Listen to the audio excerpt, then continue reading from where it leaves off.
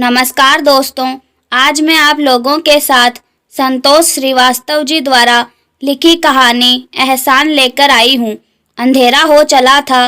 रुक्मणी ने सबसे पहले तो बैलगाड़ी जोती और अनाज के 2 बोरे गाड़ी में रख अपने गांव की तरफ चल पड़ी। अंधेरे को देखते हुए रुक्मणी ने लालटेन जलाकर लटका ली। इस बार फसल थोड़ी अच्छी हो गई थी, इसीलिए वह खुश थी। खेत से निकलकर रुक्मणी की गाड़ी रास्ते पर आ गई थी। अभी वह थोड़ा आगे बढ़ी ही थी कि उसे पेड़ से टकराई हुई मोटरसाइकिल दिखी। उसको चलाने वाला वहीं खून से लथपथ पड़ा था। रुक्मणी ने गाड़ी रोकी और लालटेन निकालकर उसके चेहरे के पास ले गई। उस आदमी की नब्ज टटोली जो अभी चल रही थी। इसके बाद उसका चेहरा देखकर एक पल के लिए तो रुक्मणी का भी सिर घूम गया। वह सरपंच का बेटा मंगल सिंह था। मंगल सिंह को देखकर रुक्मणी का एक बार मन हुआ कि उसे ऐसे ही छोड़कर आगे बढ़ जाए, लेकिन आखिर वह भी एक औरत थी और ना चाहते हुए भी उसने गाड़ी के सामान को एक तरफ किया और फिर मंगल सिंह को उठाकर गाड़ी में डाल लिया।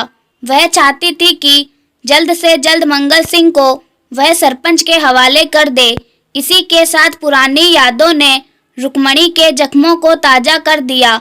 सीतापुर गांव में रामलाल अपने छोटे से परिवार के साथ रहता था। उसके पास छोटा सा खेत था। इसी के साथ उसकी पत्नी त्रिवेणी सरपंच गोविंद सिंह के यहाँ झाड़ू पोछे का काम करती थी। त्रिवेणी के साथ उसकी बेटी रुक्मणी भी आती थी। मंगल सिंह और रुक्मणी की उम्र बढ़ने के साथ साथ उनके दिलों में प्यार की कौंपलें भी फूटने लगी थी और अक्सर वे दोनों गांव या खेतों में निकल जाया करते थे। रुक्मणी के भरते शरीर, उभार और जवानी का रसपान गोविंद सिंह भी दूर से करने लगा था। रुक्मणी इन सब बातों से दूर अपनी ही दुनिया में मस्त रहती थी। गंगू ने जब सरपंच गोविंद सिंह को रुक्मणी और मंगल सिंह की प्रेम कथा बताई तो वह आग बबूला हो गया। पहले तो गोविंद सिंह ने मंगल सिंह को समझाया, मैं तुम्हारी शादी दूसरी जगह कर दूंगा जहां से अच्छा दहेज मिल जाएगा, और वैसे भी रुक्मणी हमारी बराबरी की नहीं है। जब मंगल सिंह पर उसकी बातों का कोई असर नहीं हुआ तब उसने रुक्मणी के पीछे अपने आदमी छोड़ दिए। वे उसे बदनाम करने लगे। एक बार रुक्मणी के पिता रामलाल ने उससे उसकी शादी की बात की तो वह उसे टाल गई। समय धीरे धीरे गुजर रहा था। आखिर गोविंद सिंह ने एक दिन रुक्मणी को उठवा लिया और मंगल सिंह से कहा कि वह गांव के किसी लड़के के साथ भाग गई है। कुछ दिन बाद जब गोविंद सिंह ने उसे छोड़ा तब तक मंगल सिंह उससे दूर चला गया था।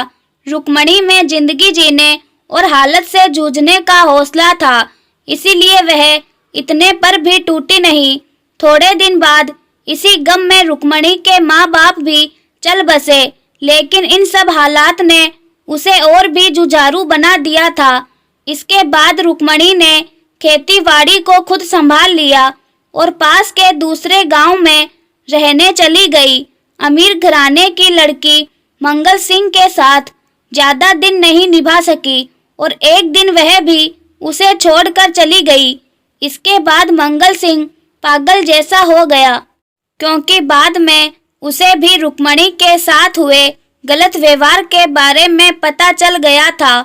इसके बाद मंगल सिंह अपने आप को कसूरवार मानता था, उससे माफी मांगना चाहता था और उसने भी अपने पिता गोविंद सिंह का घर छोड़ दिया था और अलग रहने लगा था। उस दिन भी मंगल सिंह रुक्मणी से माफी मांगने के लिए उस खेत पर ही जा रहा था। दिमागी परेशानी के कारण उसका ध्यान सड़क से भटक गया था और सामने से आते हुए ट्रैक्टर ने उसकी मोटरसाइकिल को टक्कर मार दी थी। तभी मंगल सिंह ने कराहते हुए अपनी आंखें खोली। अब रुक्मणी भी अपनी यादों से वापस आ गई थी। सरपंच का घर अभी थोड़ी दूर था, इसीलिए मंगल सिंह की हालत देखने के लिए उसने बैलगाड़ी रोकी और उसके पास गई। रुक्मणी ने मंगल सिंह के सिर पर अपनी चुनरी कसकर बांध दी। तभी मंगल सिंह के हाथ उससे माफी मांगने के लिए जुड़ गए थे। इन सब बातों का रुक्मणी पर कोई असर नहीं हुआ। उसने बैलगाड़ी तेजी से चलाई और सरपंच के घर के आगे बैलगाड़ी रोककर पूरी बात गोविंद सिंह को बताई और वापस जाने लगी। तभी गोविंद सिंह उसके पैरों पर गिर गया और बोला, रुक्मणी, मुझे किसी गरीब को नहीं सताना चाहिए था, मुझे माफ कर दो। गोविंद सिंह मंगल सिंह को जीप में डाल शहर के अस्पताल में ले जाने लगा। तब मंगल सिंह ने रुक्मणी का हाथ जोर से पकड़ लिया और उसे भी साथ चलने के लिए इशारा किया। अस्पताल में मंगल सिंह का इलाज शुरू हो गया था और उसे तुरंत खून देना था। परिवार में से किसी का खून मंगल सिंह के खून से नहीं मिल रहा था। रुक्मणी एक बार फिर यादों की दुनिया में चली गई थी। मंगल सिंह और रुक्मणी एक बार शहर घूमने गए थे। तब रुक्मणी ने कहा था, देख मंगल, हमारा प्यार एकदम सच्चा है और पक्का है। तू भले ही ना माने, लेकिन हमारा खून भी एक ही है। मंगल सिंह ने हंसते हुए कहा था, हट पगली, ऐसे थोड़े ना होता है। सभी के खून का ग्रुप अलग अलग होता है। मजाक की बात शर्त में बदल गई और दोनों ने पास ही के एक अस्पताल में जाकर जब खून चेक करवाया तब दोनों का ग्रुप एक ही निकला। तभी डॉक्टर ने आकर कहा, गोविंद सिंह, जल्दी खून का इंतजाम करो, मंगल सिंह की हालत खराब होती जा रही है, खून काफी बह गया है। तब रुक्मणी ने विश्वास से डॉक्टर को कहा, मेरा खून ले लीजिए। गोविंद सिंह हैरानी से रुक्मणी को देख रहा था और एहसान तले दबा जा रहा था। तो दोस्तों, आप लोगों को यह कहानी कैसी लगी कमेंट करके जरूर बताएं।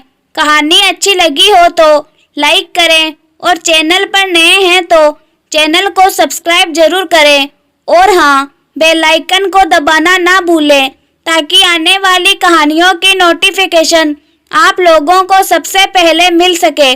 धन्यवाद।